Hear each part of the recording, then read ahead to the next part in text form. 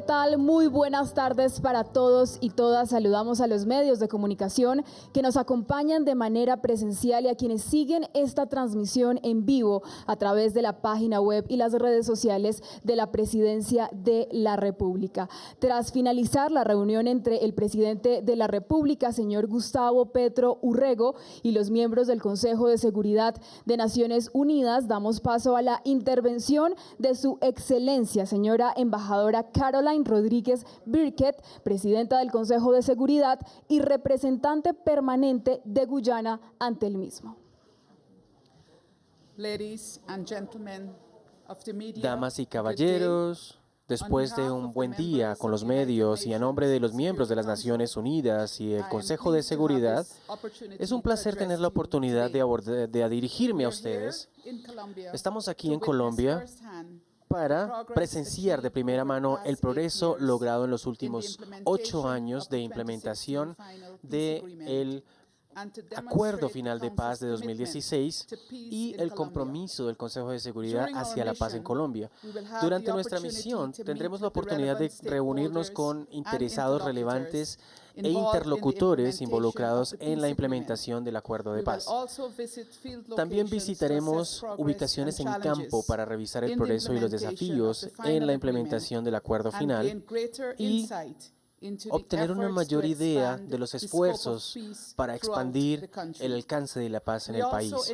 También buscamos reunirnos con representantes de la sociedad civil, incluyendo líderes religiosos y expertos académicos, indígenas y líderes afrocolombianos, defensores de derechos humanos y miembros del sector público, entre otros grupos.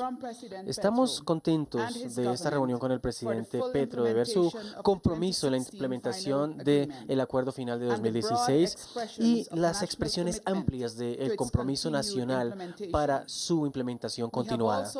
También hemos anotado los muchos desarrollos posibles en este aspecto, incluyendo los diferentes sistemas de reforma, principalmente para el desarrollo agrícola y rural y la integración completa de los excombatientes.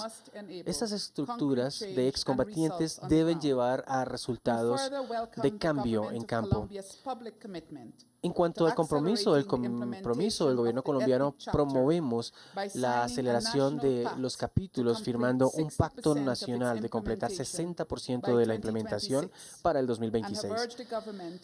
Y hemos urgido al gobierno a tomar los pasos necesarios para cumplir con su compromiso. Gracias por su atención y esperamos una visita productiva a este hermoso país y en agradecimientos al presidente Petro y su consejo, sus representantes por invitarnos a su país. Y ahora le doy Muchísimas la palabra gracias, señora Suiza. embajadora. A continuación escucharemos la intervención de Reino Unido. Su excelencia, señora embajadora Jane Barbara Woodward, representante permanente del Reino Unido ante el Consejo de Seguridad de Naciones Unidas. Buenas tardes, damas y caballeros. Presidente Petro, muchas gracias, en efecto, por su hospitalidad y por darle la gran bienvenida a nuestro Consejo de Seguridad en su visita. Estamos encantados de estar aquí, de estar de regreso en Colombia y de hacer parte del progreso y la alianza del Consejo de Seguridad y el gobierno colombiano en el avance de este acuerdo de paz de 2016, los pilares críticos que han llegado a cada ángulo y a cada persona de la sociedad colombiana. Nuevamente, en un cambio rápido dentro de estos desafíos internacionales, estamos de regreso en Bogotá. Estamos teniendo 2 oportunidades para visita en campo, para ver nosotros mismos en terreno el avance que se ha logrado y qué más podemos hacer para proteger a los signatarios del proceso de paz, del acuerdo de paz, para proteger a las mujeres, representantes de derechos humanos, grupos vulnerables que han experimentado violencia. Estamos muy motivados por el progreso que hemos notado y somos conscientes de que aún hay mucho por hacerse en cooperación con el gobierno colombiano. Estamos muy agradecidos por todo el trabajo que se va a preparar en esta visita y en alianza futura, aclaración de parte de todas las agencias de las Naciones Unidas aquí en Colombia. Gracias. Señora embajadora, a continuación escucharemos la intervención de Suiza. Su excelencia, señora embajadora Pascal Beriswil, representante permanente de Suiza ante el Consejo de Seguridad de Naciones Unidas. Muchas gracias, señor presidente, distinguidos miembros de la prensa. Muy buenas tardes. Ahora voy a permitirle al gobierno colombiano que muestre esos alcances, esos desarrollos amplios para la mejora de la protección de los civiles. El Consejo de Seguridad le da la bienvenida al anuncio reciente del cese al fuego entre el gobierno y el Ejército de Liberación Nacional, ELN, por otros 6 meses y la verificación y monitoreo continua y complementaria del cese al fuego por la misión de verificación de las Naciones Unidas.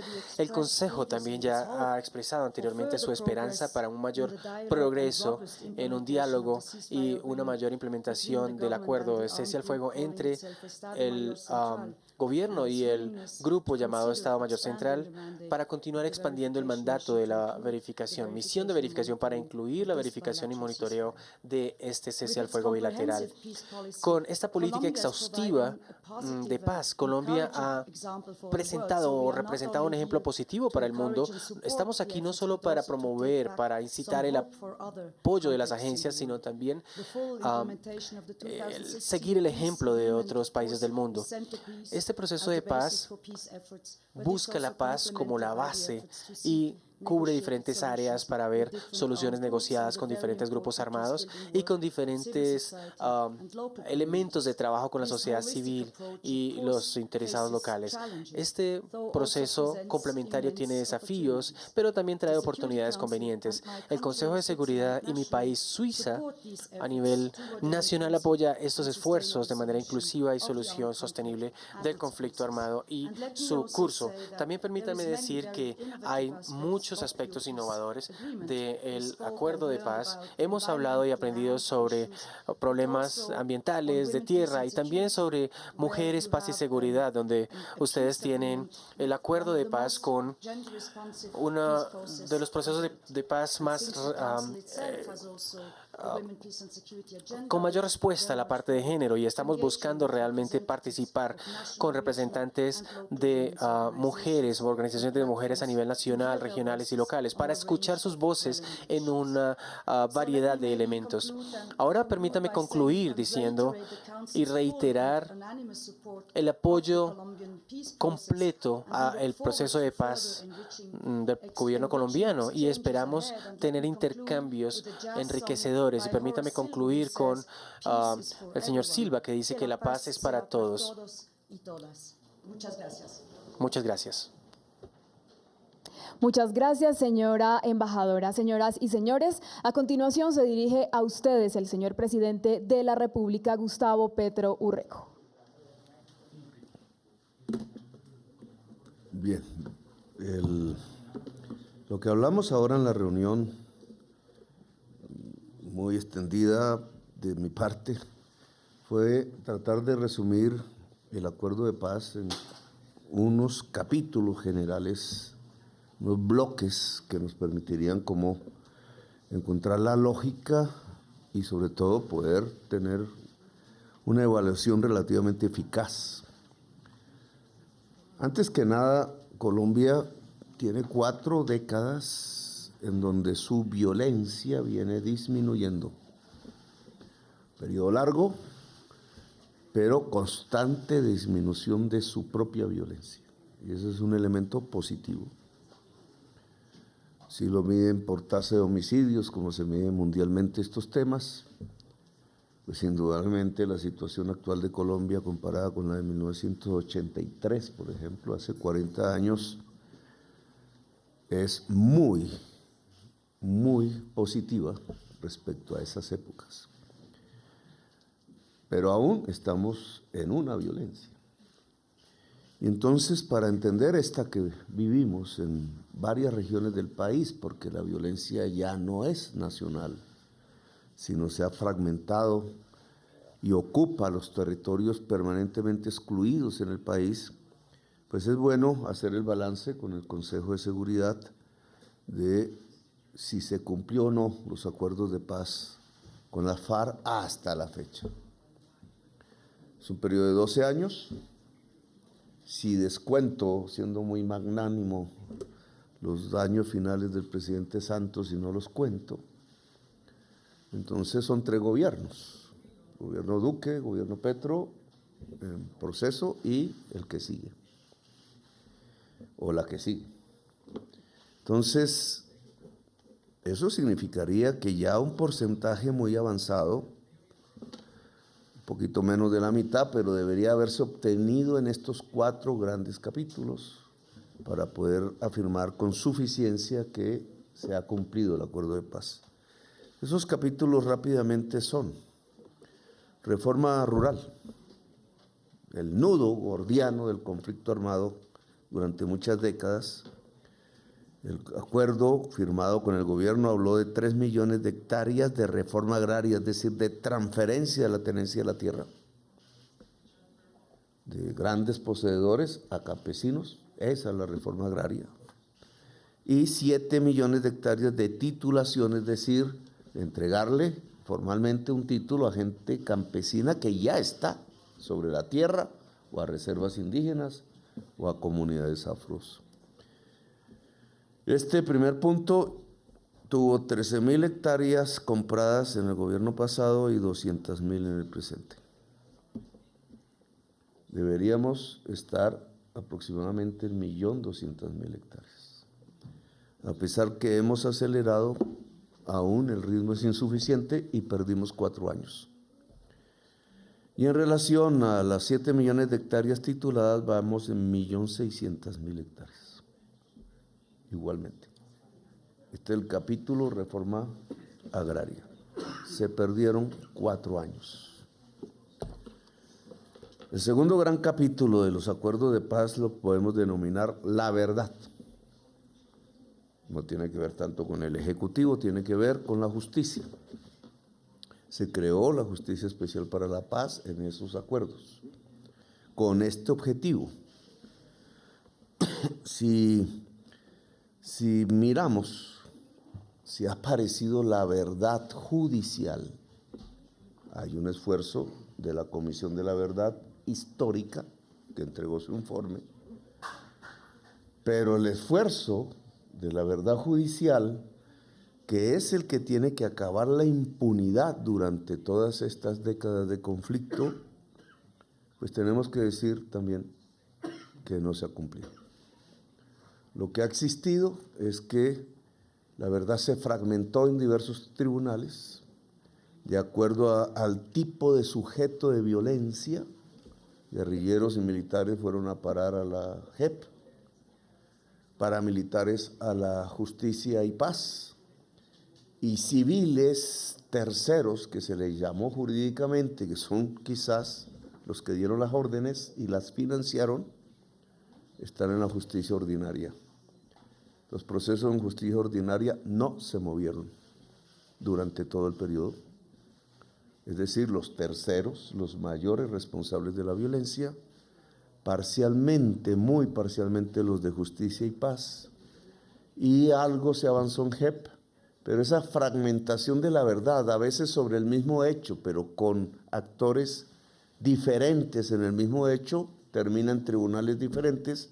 Por tanto, la verdad se fragmenta y lo que ocurre allí es que no aparece la verdad. Hay impunidad. El resultado hasta esta fecha, alrededor del conflicto armado colombiano, es que sigue existiendo la impunidad.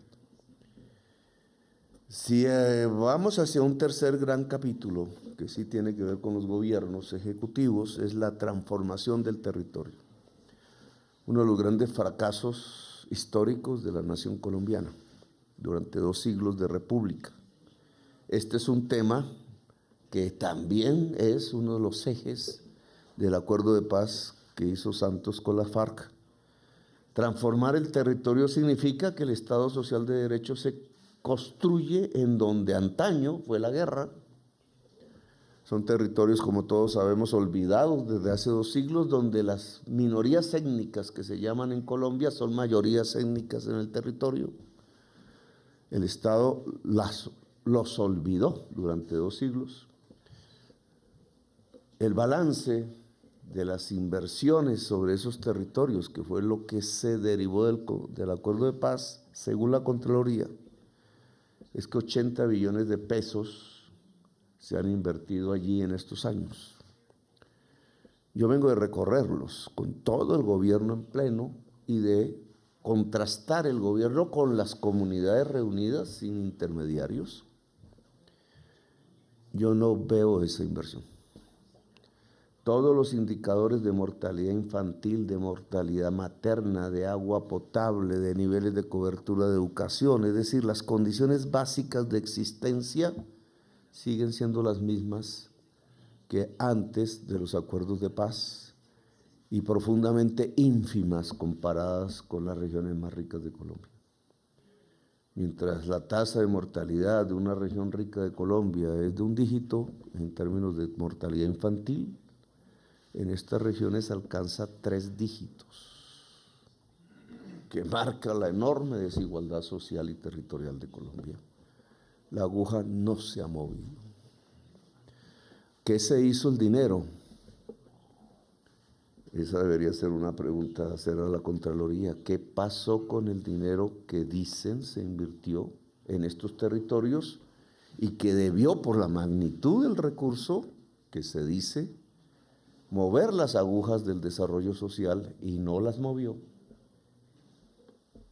Yo creo que parcialmente se lo robaron. Y no hay una transformación del territorio. Al contrario, en estos mismos años del acuerdo de paz, si yo miro la principal inversión pública de Colombia en ese periodo, me arroja carreteras. Y fácilmente puedo regionalizarlas por departamentos y me da que la inmensa mayoría de la inversión pública en carreteras se hizo en Antioquia y Bogotá, Cundinamarca. Y que estas regiones del acuerdo de paz quedaron en el último lugar. Si aún subregionalizo más, el mayor volumen de inversión pública de Colombia en carreteras, que es la mayor inversión del país, se hizo en la zona sur de Medellín y Río Negro, y se hizo en el norte de Bogotá y la Sabana Norte de Bogotá, que sabemos todos son las zonas relativamente más pudientes del país. Es decir, el desarrollo de la inversión pública fue lo contrario de lo que indicaban los acuerdos de paz, que era hacer converger regionalmente a Colombia, precisamente invirtiendo de manera masiva en los territorios excluidos del país. No se cumplió. No se ha cumplido. Y el cuarto punto es la seguridad misma de las personas que firmaron la paz. El balance es 419 muertos firmantes de la paz. De 4.485 solicitudes de amnistía tramitadas por la JEP, se negaron 3.804, la inmensa mayoría. Y hoy, 7 años después de firmados los acuerdos, hay 595 presos. Esta realidad hace que cualquier firmante de paz tenga ante sí no la posibilidad de una prosperidad dentro de la sociedad colombiana, sino o la muerte, o la cárcel, o el rechazo de la justicia.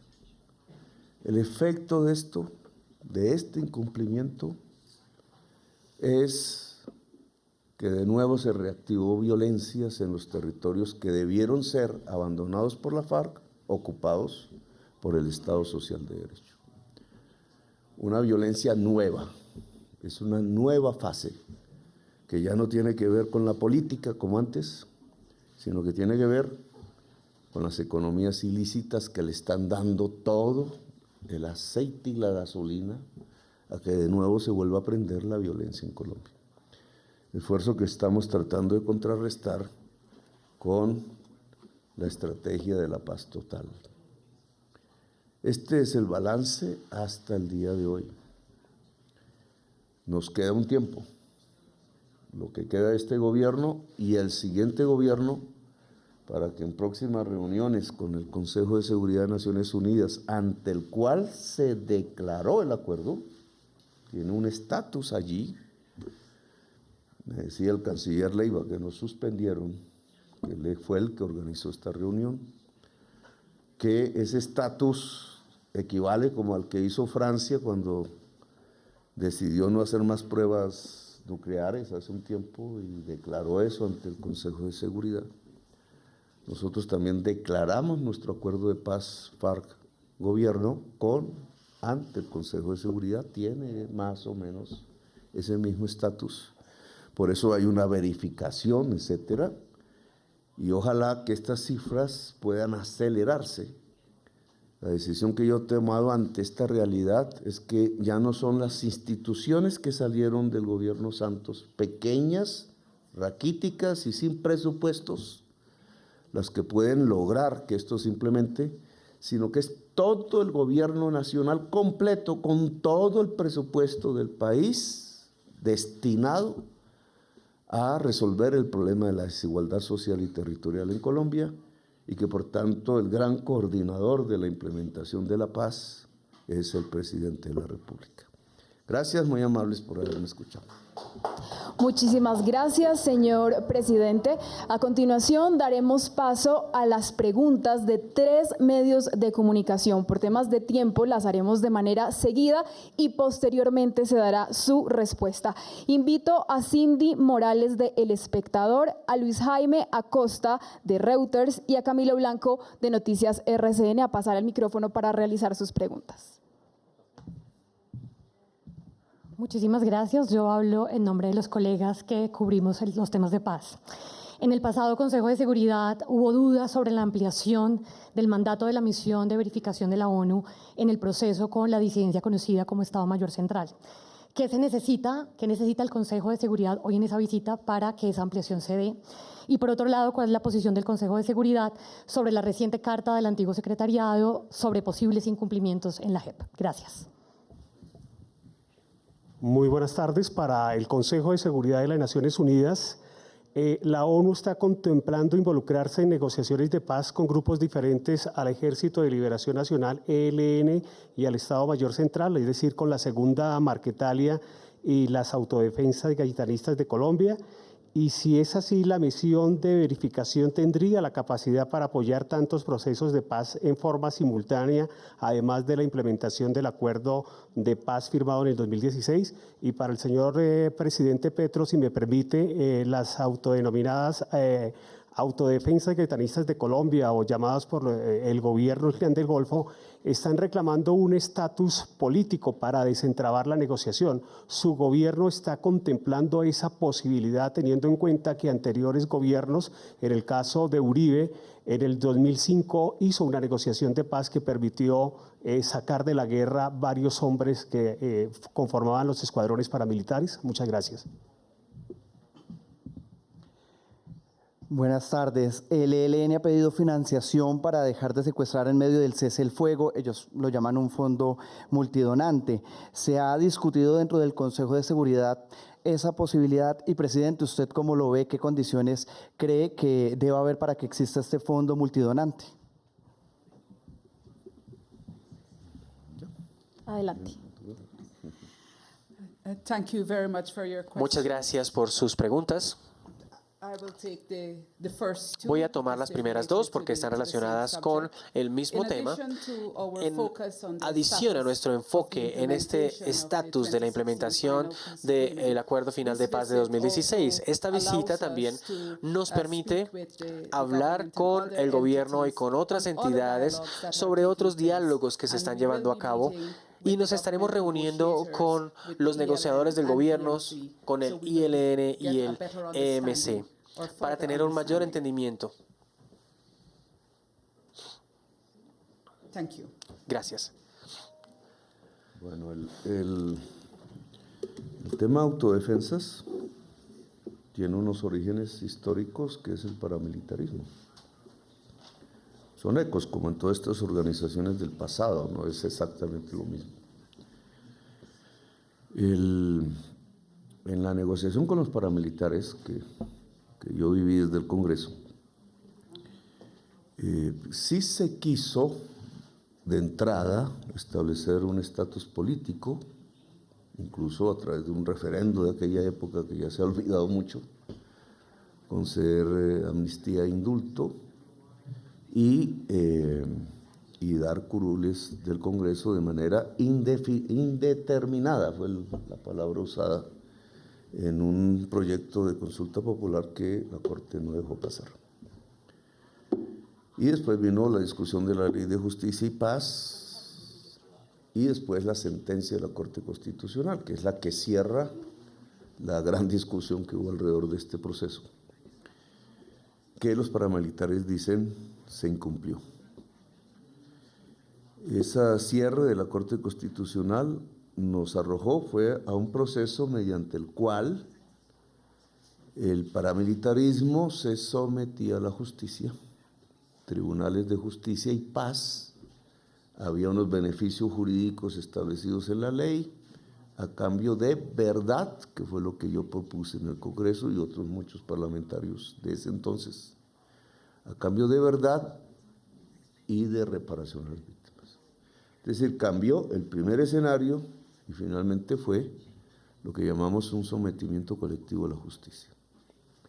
Los nombres, digamos, pueden ser discutibles, pero en relación a este tipo de grupos creo que se puede asemejar y utilizar la ley del paramilitarismo.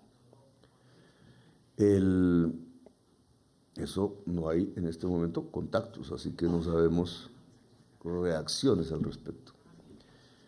Nosotros tenemos conversaciones con bandas delincuenciales en las cárceles, las de Medellín, en el territorio, las de Buenaventura, como es de público conocimiento, pero esas negociaciones no se pueden encaminar dentro de lo que llamamos un estatus político. Son negociaciones que buscarían, y ese es un tema de la nueva Fiscalía, la Constitución en Colombia, que ha sido dificultada desde el gobierno Santos hasta la fecha, de una figura de sometimiento colectivo a la justicia. Y creo que es pertinente. Y en relación al tema multidonantes, que viene de ser tema en la reunión con el ELN, multidonantes son muchos países o entidades, organizaciones extranjeras que colaborarían con el esfuerzo de la paz, en el caso del ELN. ¿Cuál es mi visión al respecto? Y no quiero quebrantar las discusiones que se dieron en este ciclo, que es el sexto, es que perfectamente se pueden inscribir en lo que llamamos transformación del territorio, que hemos hablado aquí en esta reunión, como la comunidad internacional, como se le llama, que es estatal, que es pública, pero también privada, económica y socialmente, podría ayudarnos a transformar el territorio donde están asentadas en este momento organizaciones armadas ilegales, de tal manera que la prosperidad de la población permita la salida de la economía ilícita, que eso es lo fundamental, y en la medida en que el territorio construye una economía lícita próspera, pues la articulación y la reinserción de las personas individuales o colectivas de las actuales organizaciones armadas. Bueno, dejo ahí. Gracias, muy amables. Muchísimas gracias, señor presidente. De esta manera damos por terminada la presente declaración conjunta entre el señor presidente de la República, Gustavo Petro Urrego, y el Consejo de Seguridad de Naciones Unidas. A todos, gracias por acompañarnos. Feliz día.